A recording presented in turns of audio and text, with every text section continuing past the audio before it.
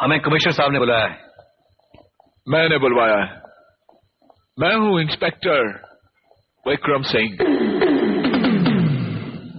ओह, आपके एक मुलाजिम नटवर का खून हुआ।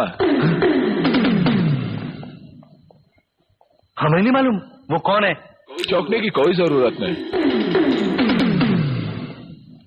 चलिए मैं आपसे पूछता हूं, कल दोपहर आप कहां थे?